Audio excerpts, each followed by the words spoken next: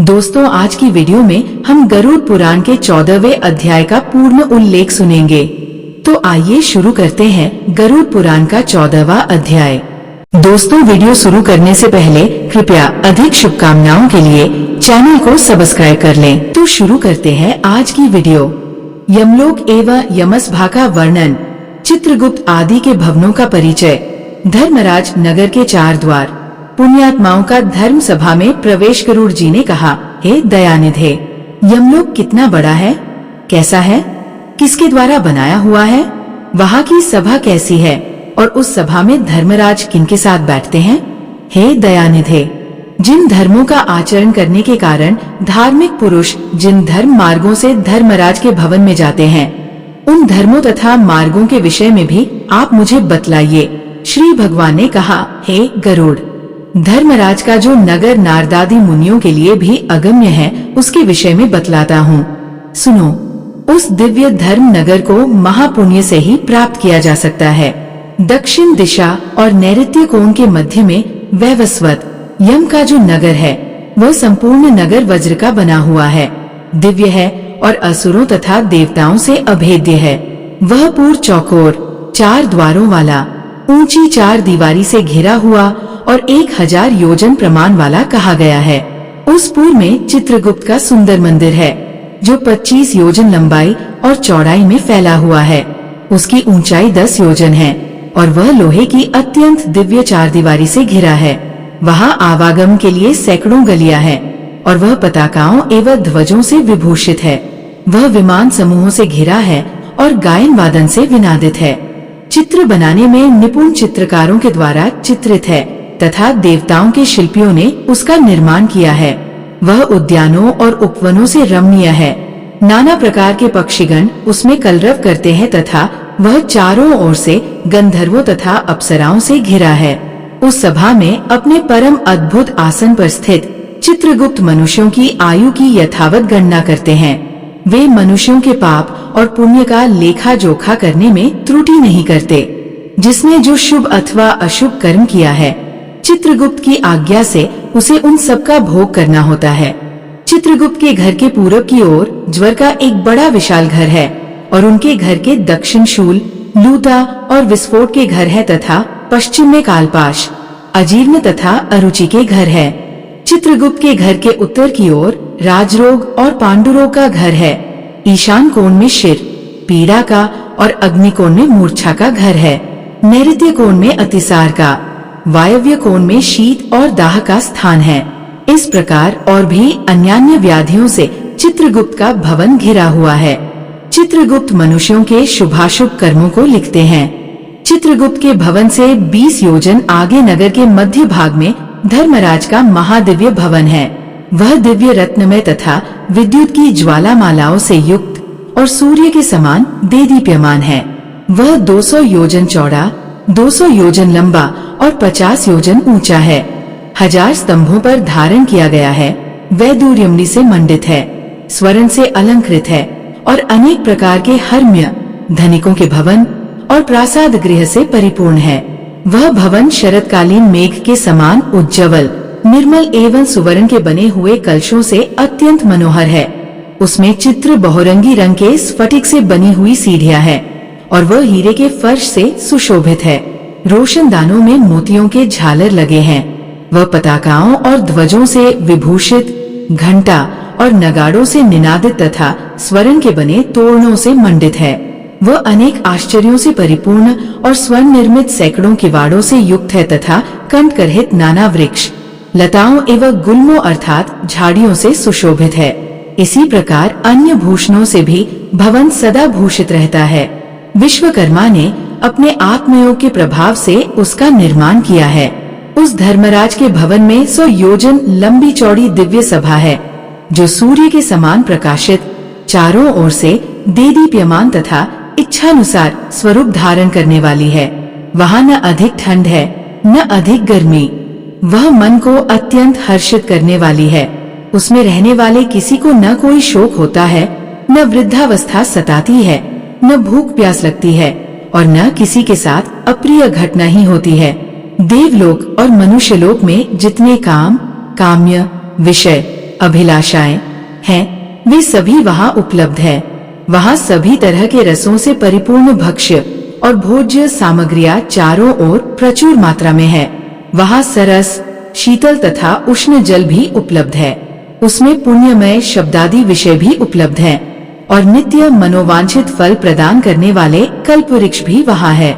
हे तार्क्ष, वह सभा बाधरहित, रमणीय और कामनाओं को पूर्ण करने वाली है। विश्वकर्मा ने दीर्घ काल तक तपस्या करके उसका निर्माण किया है। उसमें कठोर तपस्या करने वाले सुव्रती, सत्यवादी, शांत, सन्यासी, सिद्ध एवं पवित्र कर्म करके शुद्ध हुए पुरुष जाते हैं। उन सभी की देह तेजोमय होती है। वे आभूषणों से अलंकृत तथा निर्मल वस्त्रों से युक्त होते हैं तथा अपने किए हुए पुण्य कर्मों के कारण वहाँ विभूषित होकर विराजमान रहते हैं। 10 योजन विस्तीर्ण और सभी प्रकार के रत्नों से सुशोभित उस सभा में अनुपम एवं उत्तम आसन पर धर्मराज विद्यमान रहते हैं। वे सत्पुरुषों में श्रेष्ठ हैं और उनके मस्तक पर छत्र सुशोभित है। कानों में कुंडलों से अलंकृत वे श्रीमान महामुकुट से सुशोभित है। वे सभी प्रकार के अलंकारों से समन्वित तथा नील मेघ के समान कांति वाले हैं। हाथ में चवर धारण की हुई अप्सराएं उन्हें पंखा झलती रहती हैं। गंधर्वों के समूह तथा अप्सराओं का संग गायन, वादन और नृत्यादि द्वारा सभी ओर से उनकी सेवा करते हैं। हाथ में पाश लिए हुए मृत्यु और बलवान काल तथा विचित्र आकृति वाले चित्रगुप्त एवं कृतांत के द्वारा वे सेवित हैं। हाथों में पाश और दंड धारण करने वाले, उग्र स्वभाव वाले, आज्ञा के अधीन आचरण करने वाले तथा अपने समान बल वाले नाना दूतों से वे धर्मराज घिरे रहते हैं। हे खग, अग्निश्वात, सोमप, ऊष्मप, स्वधावान, बहिर्षद, मूर्तिमान तथा अमूर्तिमान जो पितर हैं एवं अर्यमा आदि जो पितृगण हैं और जो अन्य मूर्तिमान पितर हैं, वे सब मुनियों के साथ धर्मराज की उपासना करते हैं। अत्रि, वशिष्ठ, पुला, दक्ष, क्रतु, अंगिरा, जमदग्निनंदन परशुराम, भृगु, पुलस्त्य, अगस्त्य, नारद, ये तथा अन्य बहुत से पितृराज धर्मराज के सभासद हैं, जिनके नामों और कर्मों की गणना नहीं की जा सकती। ये धर्म शास्त्रों की व्याख्या करके यथावत निर्णय देते हैं। ब्रह्मा की आज्ञा के अनुसार वे सब धर्मराज की सेवा करते हैं। उस सभा में सूर्य वंश के तथा चंद्र वंश के अन्य बहुत से धर्मात्मा राजा धर्मराज की सेवा करते हैं। मनु, दिलीप, मानधाता, सगर, भगीरथ, अम्बरीश, अनरण्य, मुचुकुंद, निमि, पृथु, ययाति, नहुष, पुरु, दुष्यंत, शिवी, नल, भरत, शंतनु, पांडु तथा सहस्त्रार्जुन, ये यशस्वी पुण्यात्मा राजर्षि और बहुत से प्रख्यात राजा बहुत से अश्वमेध यज्ञों का अनुष्ठान करने के फलस्वरूप धर्मराज के सभासद हुए हैं। धर्मराज की सभा में धर्म की ही प्रवृत्ति होती है। न वहाँ पक्षपात है, न झूठ बोला जाता है और न किसी का किसी के प्रति मात्सर्य भाव रहता है। सभी सभासद शास्त्रविद और सभी धर्मपरायण हैं। वे सदा उस सभा में वैवस्वत यम की उपासना करते हैं। हे तार्क्ष, महात्मा धर्मराज की वह सभा इस प्रकार की है। जो पापात्मा पुरुष दक्षिण द्वार से वहां जाते हैं, वे उस सभा को नहीं देख पाते। धर्मराज के पूर्व में जाने के लिए 4 मार्ग हैं। पापियों के गमन के लिए जो मार्ग है उसके विषय में मैंने तुमसे पहले ही कह दिया। पूर्व आदि 3 मार्गों से जो धर्मराज के मंदिर में जाते हैं, वे सुकृति अर्थात पुण्यात्मा होते हैं और अपने पुण्यों के बल से वहां जाते हैं। उनके विषय में सुनो। उन मार्गों में जो पहला पूर्व मार्ग है वो सभी प्रकार की सामग्रियों से समन्वित है और पारिजात वृक्ष की छाया से आच्छादित तथा रत्नमंडित है। वह मार्ग विमानों के समूहों से संकीर्ण और हंसों की पंक्ति से सुशोभित है, विद्रुम के उद्यानों से व्याप्त है और अमृतमय जल से युक्त है। उस मार्ग से पुण्यात्मा ब्रह्मर्षि और अम्लांतरात्मा राजर्षि, अप्सरागण, गंधर्व, विद्याधर, वासुकी आदि महान नाग जाते हैं।